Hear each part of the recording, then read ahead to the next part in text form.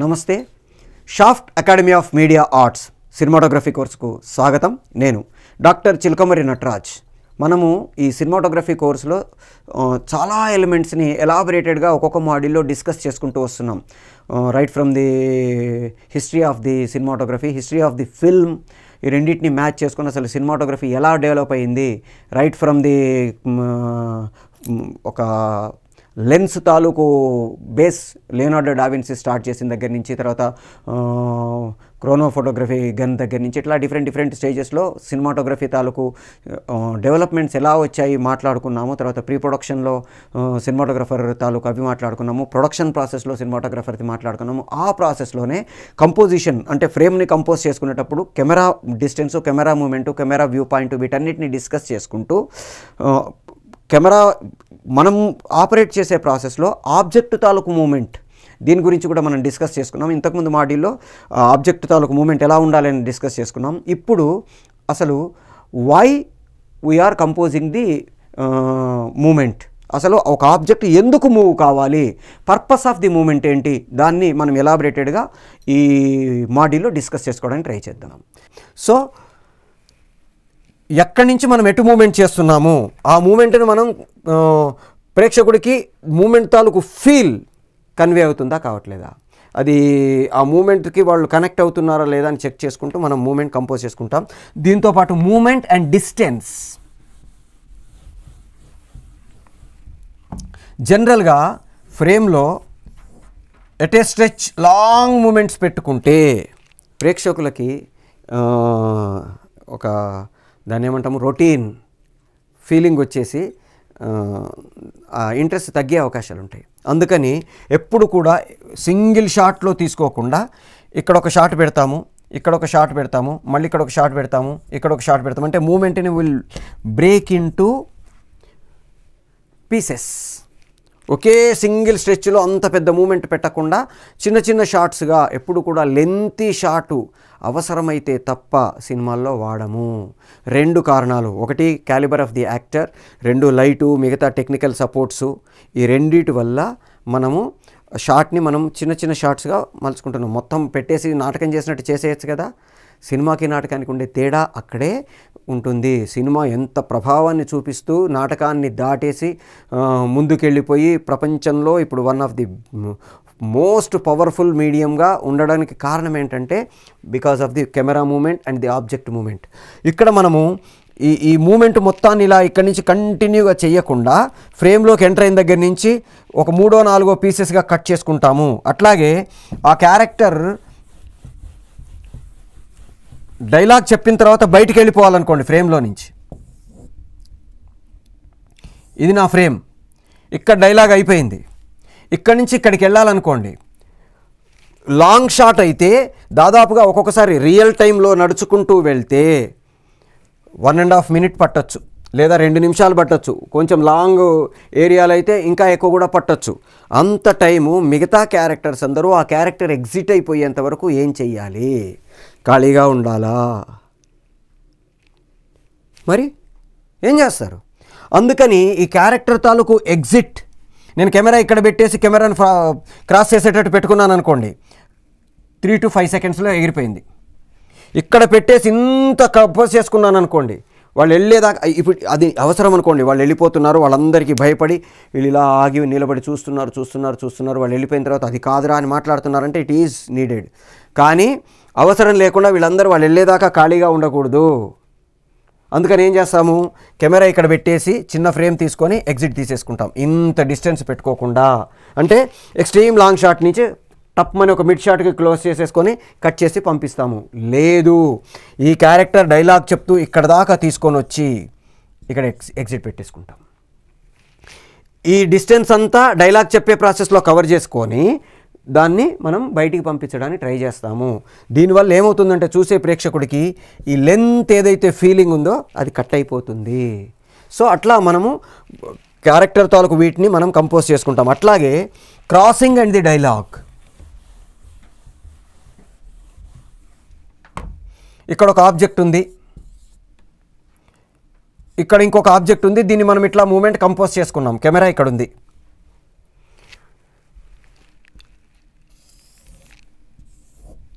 Camera ఇంత ఇంత ఉంది ఫ్రేము, కానీ ఈ ఏరియా ఏదైతే ఉందో ఈ ఆబ్జెక్టు కెమెరాలో కనపడదు.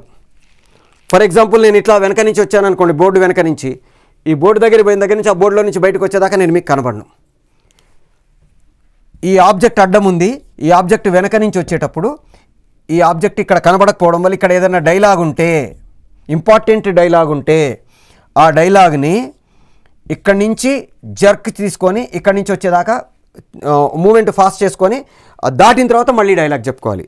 ఉదాహరణకి ఇక్కడ ఆబ్జెక్ట్ ఉంది, నేను ఇక్కడ డైలాగ్ స్టార్ట్ చేశాను, అవునా, ఎందుకలా అంటే ఆ క్రాస్ చేసిన తర్వాత డైలాగ్ చెప్పాలి. ఒకవేళ లేదు ఆ డైలాగ్ చాలా ఫోర్స్ఫుల్గా ఉంది, ఆపడానికి వీల్లేదంటే ఇక్కడి నుంచి కెమెరాని మనం ఆ షాట్కి, ఈ డైలాగ్ చెప్పే ప్రాసెస్కి ఇక్కడికి షిఫ్ట్ చేసుకొని ఇక్కడ షాట్ తీసుకుంటాం, మళ్ళీ నెక్స్ట్ షాట్ ఇక్కడ పెట్టుకుంటాం. అంటే బ్లాక్ చేంజ్ చేసుకొని ఈ ఒక్క పీస్ని అక్కడ తీసుకుంటాము. ఎందుకంటే ఇక్కడ ఎక్స్ప్రెషన్ ఇంపార్టెంట్ అనుకోండి, ఆ మూమెంటు ఇంపార్టెంటు, వెనక నుంచి డైలాగ్ చెప్తూ వాళ్ళని చూస్తూ అలా చేంజ్ చేస్తూ వెళ్ళే ఆ మూమెంట్ కంపోజిషన్ చాలా బాగుంటుంది, నాకు అవసరం అనుకుంటే నేనేం చేస్తాను, ఇక్కడ పెట్టి నుంచి బ్లాక్ షిఫ్ట్ చేసి ఇక్కడ తీసుకొని ఆ క్రాసింగ్ మూమెంట్ని ఇక్కడి నుంచి కంపోజ్ చేసుకొని మళ్ళీ ఇక్కడికి షిఫ్ట్ చేసుకొని మళ్ళీ ఇక్కడి నుంచి మిగతాది ఇక్కడ తీసుకుంటాను. ఇట్లా డైలాగు, మూమెంటు, ఆబ్జెక్ట్ క్రాసింగు ఇవన్నీ చెక్ చేసుకుంటూ కంపోజ్ చేసుకుంటే ప్రేక్షకుడు ప్రతి మూమెంట్ని ఎంజాయ్ చేస్తాడు, అర్థం చేసుకుంటాడు, మనతో పాటు ఆ క్యారెక్టర్తో పాటు ట్రావెల్ చేస్తాడు. సో ఒక మూమెంట్ అనేది చాలా చాలా చాలా ఇంపార్టెంటు. దాన్ని మనం కంపోజ్ చేసుకునే ప్రాసెస్లో ఒక డైరెక్టర్గా ఫ్రేమ్లో ప్రతి ఇంచ్ ఇంపార్టెంటే. ఆ ఇంచ్లో ఆ మూమెంట్, ఆ క్యారెక్టర్ ఎంత కదులుతుంది, ఎంత కదలాలి, ఎందుకు కదలాలి, ఇవన్నీ మనం చెక్ చేసుకొని ఆ మూమెంట్స్ కంపోజ్ చేసుకుంటే ప్రేక్షకుడు హ్యాపీగా మనతో పాటు ట్రావెల్ చేస్తూ సినిమా చూస్తాడు. నెక్స్ట్ మూమెంట్ తర్వాత నెక్స్ట్ మనం ఈస్థెటిక్స్లో చూసుకోవాల్సిన ఇది రిథమ్.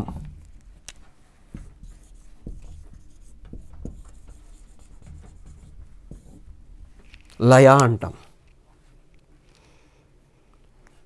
అంటే ఒక సిచ్యుయేషన్కి మనం ఆర్టిస్ట్ల మూమెంట్స్ కావచ్చు, డైలాగ్ చెప్పే ప్రాసెస్ కావచ్చు, సిచ్యుయేషన్ని నడిపే ప్రాసెస్ కావచ్చు, స్టోరీ నడిపే ప్రాసెస్ కావచ్చు, ఇవన్నీ కూడా ఒక రిథంలో వెళ్ళాలి. మన డైలీ లైఫ్లోనే రిథమ్ ఉంటుంది. మన గుండె చప్పుడుతో స్టార్ట్ చేస్తే మన నడక, మన జీవితంలో ప్రతిదీ ఒక రిథమిక్లోనే మనం వెళ్తాము. అట్లాగే మన సినిమాలో కూడా రిథమ్ ఉంటుంది. ఈ రిథమ్ అనేది మూడ్ని ఎన్హాన్స్ చేయాలి, క్యారెక్టర్ని ఎన్హాన్స్ చేయాలి, సిచ్యుయేషన్ని ఎన్హాన్స్ చేయాలి, ఎమోషన్ని ఎన్హాన్స్ చేయాలి,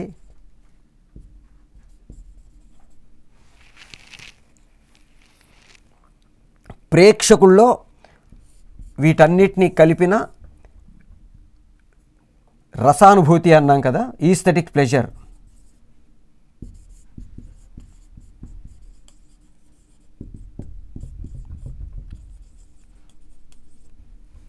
ఆ ఈస్థెటిక్ ప్లెజర్కు ఇవన్నిటిని మనం రిథమిక్గా తీసుకుంటే, బాధగా ఉన్నాడు అనుకోండి, నేను అక్కడికి వెళ్ళాను అందరూ వచ్చారు అనకూడదు. నేను అక్కడికి వెళ్ళాను అందరూ వచ్చారు. Slower pace. జనరల్గా ఈ రిథమ్ని 3 రకాలుగా మనం చేసుకుంటాము. తెలుగులో అయితే విలంబిత లయ, మధ్యమలయ, ధృతలయ అంటాం. Slower pace, medium pace, faster pace. మామూలు భాషలో చెప్పుకోవాలంటే మూడుని బట్టి, క్యారెక్టర్ని బట్టి, సిచ్యుయేషన్ని బట్టి, ఎమోషన్ను బట్టి మనము ఏ రిథంలో మనం ఆ సిచ్యుయేషన్ని కంటిన్యూ చేయాలి అనేది డైరెక్టర్గా మనం డిసైడ్ చేసుకోవాలి. ఒక క్యారెక్టర్, యంగ్ క్యారెక్టర్ అనుకోండి, ఫాస్ట్గా నడవచ్చు, పరిగెత్తచ్చు, ఏమన్నా చేయొచ్చు. ఓల్డ్ క్యారెక్టర్ అనుకోండి, అంత ఫాస్ట్గా పరిగెత్తలేరు. సో కొంతమంది కొన్ని రకాల సినిమాలు డైరెక్టర్స్ చేస్తారు. మనకి దీనికి ఒక మంచి వండర్ఫుల్ ఎగ్జాంపుల్ ఉంది. ఒక డైరెక్టర్, కమర్షియల్ డైరెక్టర్, ఫాస్టర్ రిథంలో సినిమాలు చేసేవాడు. ఆయన అందరూ ఈయనకి ఆర్ట్ సినిమాలు చేయడం రాదు, స్లోవర్ సినిమాలు చేయడం రాదు అని వెక్కిరించేవాళ్ళు. ఆయన ఒక సినిమాలో ఒక సిచ్యుయేషన్ కంపోజ్ చేశాడు. ఓపెనింగ్ ఆఫ్ ది ఫిల్మ్, ఒక ముసలామె లేచింది, మెల్లిగా లేచింది, వెళ్ళింది, కిచెన్లోకి వెళ్ళింది, డబ్బాలు ఓపెన్ చేసింది, చూసింది, తలాడ్డని తిప్పుకుంది, డబ్బా క్లోజ్ చేసింది, అక్కడ పెట్టింది, మెల్లిగా హాల్లోకి వచ్చింది, వెళ్ళింది, కబోర్డ్ ఓపెన్ చేసింది, దాంట్లో నుంచి కాయిన్స్ తీసుకుంది, చేతిలో పట్టుకుంది, కబోర్డు క్లోజ్ చేసింది, మెల్లిగా నడుచుకుంటూ డోర్ దగ్గరికి వచ్చింది, డోర్ ఓపెన్ చేసింది, బయటికి వెళ్ళింది, డోర్ క్లోజ్ చేసింది, తాళం వేసింది, మెల్లిగా నడుచుకుంటూ కిందికి దిగింది, బయటకు వచ్చింది, రోడ్డు దగ్గరికి వచ్చింది, నెమ్మదిగా రోడ్డు క్రాస్ చేసింది, ఇంకో కొంచెం దూరం వెళ్ళింది, ఇంకో కొంచెం దూరం వెళ్ళింది, అక్కడ ఒక షాప్ ఉంది, ఆ షాప్ మెట్లు మెల్లిగా ఎక్కింది, అక్కడికి వెళ్ళింది, ఆ షాప్ వాడితోటి కాయిన్స్ ఇచ్చి give me some coffee seeds అని అడిగింది. కాఫీ సీడ్స్ ప్యాక్ చేసి ఇచ్చాడు. ఎంతసేపు ప్యాక్ చేయాలో అంతసేపు తూచడం అంతా వాడు చేశాడు. మళ్ళీ మెల్లిగా తీసుకుంది, వెనక్కి తిరిగింది, మళ్ళీ మెట్లు దిగింది, మళ్ళీ సేమ్ రిటర్న్ స్లో మెల్లిగా ఇంటికి వచ్చింది, డోర్ ఓపెన్ చేసింది, లోపలికి వెళ్ళింది, ఆ కాఫీ గింజలు దాంట్లో పెట్టింది, దంచడం మొదలెట్టింది, దంచింది. ఆ తర్వాత వాటిని తీసుకుంది, పొయ్యి మీద పెట్టింది, వేడి చేసింది, ఫిల్టర్ చేసుకుంది, కాఫీ తీసుకొని వచ్చి కూర్చొని తాగుతుంది. డోర్ బెల్ మోగింది, మెల్లిగా కాఫీ అది అక్కడ పెట్టింది, వెళ్ళింది, డోర్ ఓపెన్ చేసింది, ఓ ముసలాయన వచ్చాడు, మెల్లిగా వచ్చాడు, అక్కడ కూర్చున్నాడు. కూర్చున్న తర్వాత డూ యూ వాంట్ కాఫీ అని అడిగింది. ఆడిటోరియంలో ఉండే ప్రేక్షకులందరూ నో అని అరిచారు. ఎందుకు? మళ్ళీ ఇప్పుడు ఆమె వెళ్ళి కాయిన్స్ తీసుకొని షాప్కి వెళ్ళి మళ్ళీ తెచ్చి దంచి నో అన్నారు. కానీ అప్పుడు డైరెక్టర్ స్క్రీన్ మీదకి వచ్చి yes I know it, this is not my style of making, because ఈ స్లోయర్ రిథమ్ వల్ల మీరు బోర్ కొడతారని నాకు తెలుసు, అందుకే నెక్స్ట్ నుంచి నా స్టైల్లో ఉంటుంది సినిమా చూడండి అంటాడు. కట్ చేస్తే ఈ ముసలాడ ఆ ముసలమ్మని చంపేస్తాడు, పారిపోతాడు, ఎవరు చంపారు, ఎట్లా చంపారు, ఎందుకు చంపారు, ఎంక్వైరీ ఆ మొత్తం అంతా కంటిన్యూ అవుతుంది. నెక్స్ట్ నుంచి దట్ సినిమా వెళ్ళిపోతుంది. సో ఏ రిథంలో నేను సినిమా తీయాలి, ఆ సినిమా తాలూకు టోటల్గా టోన్ అంటాం. ఆ సినిమా ఏ టోన్లో ఉంది అంటే మూడేంటి, మొత్తం టోటల్ సినిమా తాలూకు మూడేంటి, స్లోగా ఉండాలా, మీడియం ఉండాలా, ఫాస్ట్గా ఉండాలా. ఏదో డిటెక్టివ్ టైప్స్ ఫిల్మ్ అనుకోండి, మెల్లిగా నడుస్తున్న ఈ సీన్లు అంటే చిరాకేస్తుంది ప్రేక్షకుడికి. అదే మాతృదేవో భవ లాంటి ఎమోషనల్ సినిమా అనుకోండి, పరిగెత్తకూడదు.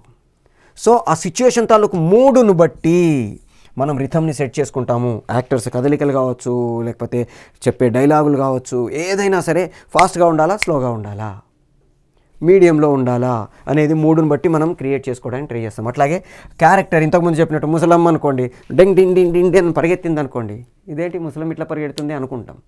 అదే ముసలమ్మ మెల్లిగా అది కాదురా మాట్లాడడం కానీ నడవడం కానీ స్లోగా ఉండాలి. అట్లాగే సిచ్యువేషన్ ఏంటి, ఒక మర్డర్ సిచ్యువేషన్ అనుకోండి, మర్డర్ సిచ్యువేషన్ స్లోగా కత్తి తీశాడు, మెల్లిగా పొడిచాడు అంటున్నాను అనుకోండి, ఎవడరా నువ్వు అంటారు. ఫటా అయిపోయింది, చంపేశాడు, పారిపోయాడు, దడ ఏం జరిగిందో తెలిసే లోపల సిచ్యువేషన్ అయిపోవాలి. అట్లాగే ఎమోషన్ ఏంటి, బాధ, కోపమా, ఆనందమా. ఆనందం అనుకోండి, స్లో పేస్లో నడిపిస్తున్నాను అనుకోండి, సిరాకేస్తుంది చూసే ప్రేక్షకుడికి, ఒరే అది నవ్వురా. అందరూ సైలెన్స్గా ఉన్నప్పుడు షటాప్ అని అరిచాను అనుకోండి, ఏమనిపిస్తుంది? ఇది అంతే ఉంటుంది. సో కామెడీ ఎప్పుడు ఫాస్ట్గా తీసేయాలి, ఎమోషన్ ఎప్పుడు కూడా బాధ ఇట్లాంటివి సస్టైన్ చెయ్యాలి.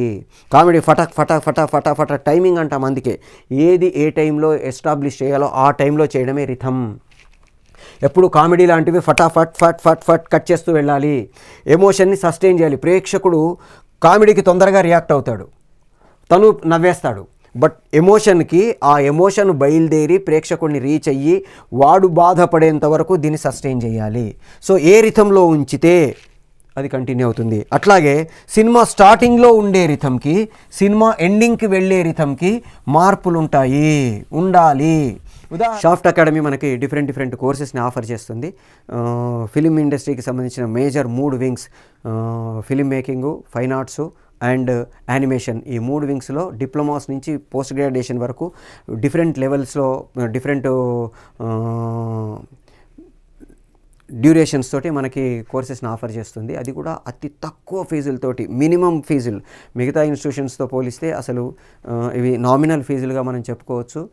అంత తక్కువ ఫీజులతోటి, అది కూడా Potti Sriramulu Telugu university, Annamalai university, Krishna university లాంటి యూజీసీ రికగ్నైజ్డ్ యూనివర్సిటీస్ అఫిలియేషన్తో మనకి కోర్సెస్ని ఆఫర్ చేస్తుంది. మీరు ఎట్లాగైతే ఇప్పుడు డైరెక్షన్ కోర్స్ నేర్చుకుంటున్నారో అట్లాగే మిగతా కోర్సెస్ కూడా నేర్చుకోవడానికి ట్రై చేయండి. మోర్ దెన్ 1 కోర్స్ నేర్చుకొని మిమ్మల్ని మీరు ఇండస్ట్రీలో ఒక మంచి క్రాఫ్ట్మెన్గా ప్రూవ్ చేసుకోవడానికి ట్రై చేయండి. All the best.